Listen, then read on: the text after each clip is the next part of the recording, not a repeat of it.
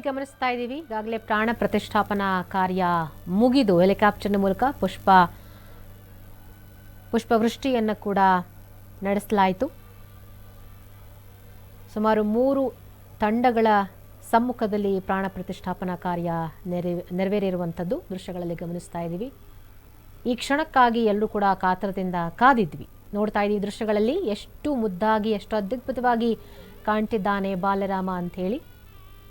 ರಾಮಲಲ್ಲಾ ಅಲಂಕಾರ ಆಗಿರ್ಬೋದು, ಹೂವುಗಳ ಅಲಂಕಾರ ಪ್ರತಿಯೊಂದು ಕೂಡ ಬಹಳ ಅತ್ಯದ್ಭುತವಾಗಿ ಮೂಡಿ ಬಂದಿದೆ. ಇಷ್ಟು ದಿನಗಳ ಕಾಲ ನಾವು ಬರೀ ಮೂರ್ತಿಯನ್ನು ನೋಡ್ತಾ ಇದ್ದೀವಿ. ಇವತ್ತು ಅಲಂಕಾರಗೊಂಡಿರುವಂಥ ಮೂರ್ತಿಯನ್ನು ನಾವು ಕಣ್ತುಂಬಿಕೊಳ್ಳುವಂಥ ಕ್ಷಣ. ನಮಸ್ಕಾರ ಮಾಡ್ತಾ ಇರುವಂಥ ದೃಶ್ಯಗಳನ್ನು ಗಮನಿಸ್ತಾ ಇದ್ದೀವಿ. ಮೋದಿ ಒಟ್ಟಿಗಿನ ತಂಡ ಯಾರೆಲ್ಲ ಇದ್ದಾರೆ? ಮೋದಿಯವರಿದ್ದಾರೆ, ಉತ್ತರ ಪ್ರದೇಶದ ಮುಖ್ಯಮಂತ್ರಿಗಳು ಯೋಗಿ ಆದಿತ್ಯನಾಥ್ ಅವರಿದ್ದಾರೆ, ಇನ್ನು RSSನ ಮುಖ್ಯಸ್ಥ ಮೋಹನ್ ಭಾಗವತ್ ಅವರು ಕೂಡ ಈ ಸುದ್ದಿನದಲ್ಲಿ ಪಾಲ್ಗೊಂಡಿದ್ದಾರೆ. ಬಹಳ ಅತ್ಯದ್ಭುತವಾಗಿರುವಂಥ ದೃಶ್ಯಗಳನ್ನು ನಾವು ಈಗ ಕಣ್ತುಂಬಿಕೊಳ್ತಿದ್ದೀವಿ.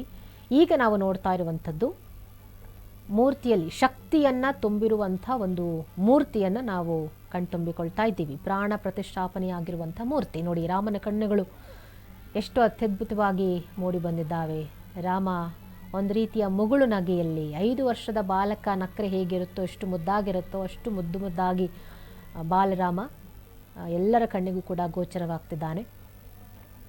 ಇನ್ನು ಮುಂದೆ ರಾಮರಾಜ್ಯ ಸ್ಥಾಪನೆ ಆಗಲಿ ಅನ್ನುವಂಥದ್ದು ಎಲ್ಲರ ಒಂದು ಬೇಡಿಕೆ. ಆ ಒಂದು ರಾಮರಾಜ್ಯ ಸ್ಥಾಪನೆ ಆಗಬೇಕು ಅನ್ನುವಂತಹ ಸಂಕಲ್ಪಕ್ಕೆ ಇವತ್ತು ಮುನ್ನುಡಿಯನ್ನು ಬರೆದಿದ್ದಾರೆ ಪ್ರಧಾನಿ ಮೋದಿಯವರು. ಇನ್ನು ಮುಂದೆ ಹಾಗೆ ಆಗಲಿ ಅನ್ನುವಂಥದ್ದು ಎಲ್ಲರ ಒಂದು ಆಶಯ. ಪದೇ ಪದೇ ನೋಡ್ತಲೇ ಇರಬೇಕು ಅನ್ನುವಂಥ ಒಂದು ದೃಶ್ಯ, ಬಾಲರಾಮನ ಆಕೃತಿಯ ದೃಶ್ಯ ಪದೇ ಪದೇ ನೋಡ್ತಲೇ ಇರಬೇಕು, ಕಣ್ಣುಗಳಿಂದ ಆ ದೃಶ್ಯವನ್ನು ಕಣ್ತುಂಬಿಕೊಳ್ಳಬೇಕು ಅನ್ನುವಂಥ ಒಂದು ವಿಸ್ಮಯ ಇವತ್ತು ನಾವು ನೋಡ್ತಾ ಇದ್ದೀವಿ. ಆ ವಿಸ್ಮಯಕ್ಕೆ ಎಲ್ಲರೂ ಕೂಡ ಇವತ್ತು ಸಾಕ್ಷಿಯಾಗಿದ್ದೀವಿ.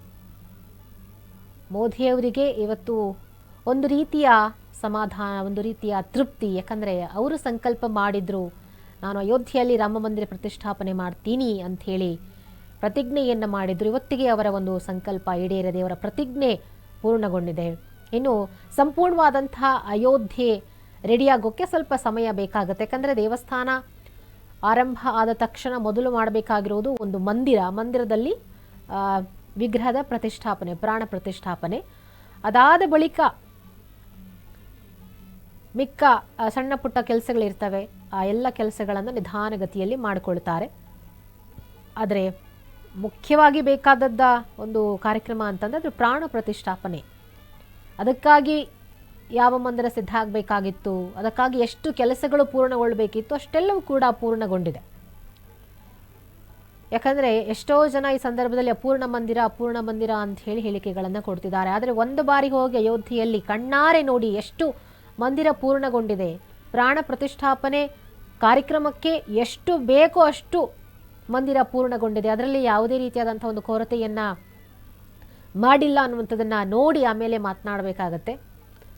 ಯಾಕಂದರೆ ತಾಜ್ ಮಹಲ್ ಅಂತ ಹೇಳಿ ನಾವು ಹೇಳ್ತಾ ಇದ್ದೀವಿ. ಬಹುಶಃ ತಾಜ್ ಮಹಲ್ಗಿಂತಲೂ ಅತ್ಯದ್ಭುತವಾಗಿ ರಾಮನ ಮಂದಿರ ಮೂಡಿ ಬಂದಿದೆ ಅಂಥೇಳಿ ನಾವು ಕಣ್ಣುಗಳಲ್ಲಿ ನೋಡಿದ ತಕ್ಷಣ ಹೇಳ್ಬೋದು. ಪಂಚಲೋಹದಿಂದ ಹೊಳಿತಾ ಇರುವಂಥ ಪುತ್ಥಳಿಯನ್ನು ನಾವು ಗಮನಿಸ್ತಾ ಇದ್ದೀವಿ. ಸೆಪ್ಟೆಂಬರ್ 30, 2010ರಂದು ಈ ಒಂದು ತೀರ್ಪು ಬಂದಿದ್ದು. ಸುನ್ನಿ ವಕ್ಫ್ ಬೋರ್ಡ್ ರಾಮಲಲ್ಲಾ ಬಗ್ಗೆ ತೀರ್ಪು ಬಂದಿರುವಂಥದ್ದು. ಮೇ 9, 2011 ಅಯೋಧ್ಯೆ ವಿವಾದಕ್ಕೆ ಸುಪ್ರೀಂ ತಡೆಯನ್ನು ಕೊಟ್ಟಿತ್ತು. ಅಲಹಾಬಾದ್ ಕೋರ್ಟಿನ ತೀರ್ಪಿಗೆ ಸುಪ್ರೀಂ ಕೋರ್ಟ್ ಆ ಸಂದರ್ಭದಲ್ಲಿ ತಡೆಯನ್ನು ಕೊಟ್ಟಿತ್ತು. ಮಾರ್ಚ್ 21, 2017ರಲ್ಲಿ ಇತ್ಯರ್ಥಕ್ಕೆ ಸಲಹೆಯನ್ನು ಕೂಡ ನೀಡಲಾಗಿತ್ತು. ನ್ಯಾಯಾಲಯದ ಹೊರಗೆ ಇತ್ಯರ್ಥಕ್ಕೆ ಸಲಹೆಯನ್ನು ಆ ಸಂದರ್ಭದಲ್ಲಿ ನೀಡಲಾಗಿತ್ತು. ಸಲಹೆ ನೀಡಿದ್ರು ನ್ಯಾಯಮೂರ್ತಿಗಳು JS ಖೇಹರ್ ಅವರು. ಭಾರತದ ಮುಖ್ಯ ನ್ಯಾಯಮೂರ್ತಿಗಳು JS ಖೇಹರ್ ಅವರು ಆಗಸ್ಟ್ 7, 2017ರಲ್ಲಿ 3 ನ್ಯಾಯಾಧೀಶರ ಪೀಠವನ್ನು ರಚನೆ ಮಾಡಿ